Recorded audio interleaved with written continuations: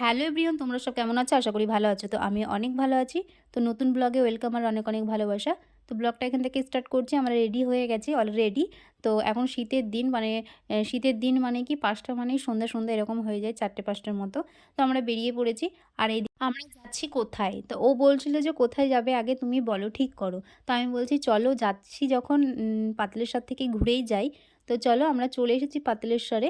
তো আমি বিয়ের পরে প্রথমবার আসলাম পাতালেশ্বর মন্দিরে। তার জন্য ভাবলাম তোমাদেরকে কিছু শেয়ার করাই যাক।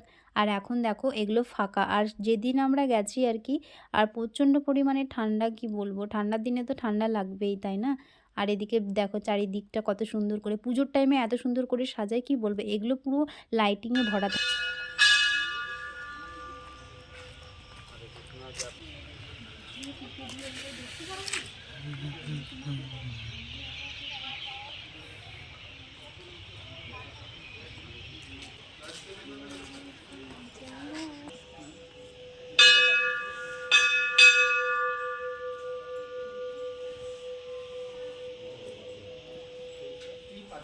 পাতালেই রয়েছে বাবা।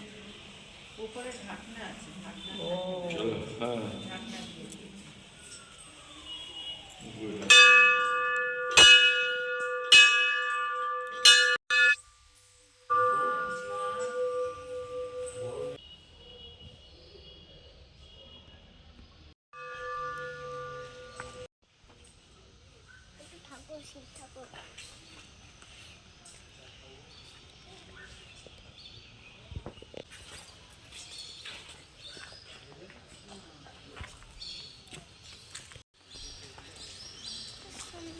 পাতালেশ্বর ঘোরা হয়ে গেল।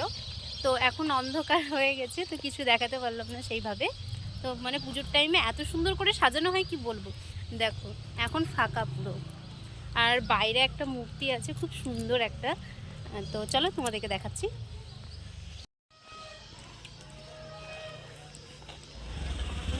দেখো কত বড় মূর্তিটা শিবের, তো খুব সুন্দর, মানে সামনে থেকে দেখলে এত সুন্দর লাগে না, কি বলবো। চল চাপ, এই দিক দিয়ে যাবো।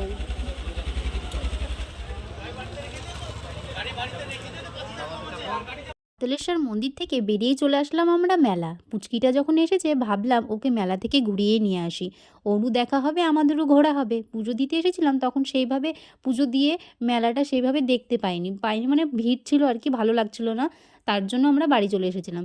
ভাবলাম যে চলো পুচকিটারও ঘোরা হবে, আমাদেরও দেখাও হবে, সেইভাবে চলে আসলাম। আর মন্দিরটা দেখছো কত সুন্দরভাবে সাজিয়েছে লাইটিং দিয়ে, বেশ ভালোই লাগছে।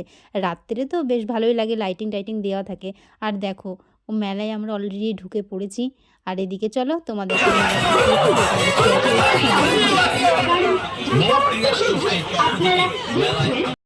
কাঁচি 20 টাকায়, নেল পালিশ 20 টাকায়, হেয়ার ব্যান্ড পাচ্ছে মাত্র 20 টাকার বিনিময়।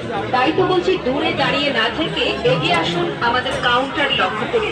যা দেখছেন, যা কিনবেন, দাম মনে রাখবেন মাত্র 20 টাকা, 20 টাকা, 20 টাকা। কাক কালো কোকিল কালো কারো মাথার চুল। দেখো এখানে পুচকিটাকে বলছিলাম কি নিবি, ও বলছে খেলনাপাতি নিব। তো আমি বললাম চলো পছন্দ করো। তো ওখানটায় গ্যাস, মানে ওভেন, কড়াই, হাঁড়ি ছিল, সেগুলো আমি ওকে দেখাচ্ছিলাম আর কি। তো ও বললো ঠিক আছে আমি এগুলো নিব। তারপরে উপরে যাবো, উপরে উপরে বিদিশা, উপরে যাবো। এটাতে এইটাতে এইটাতে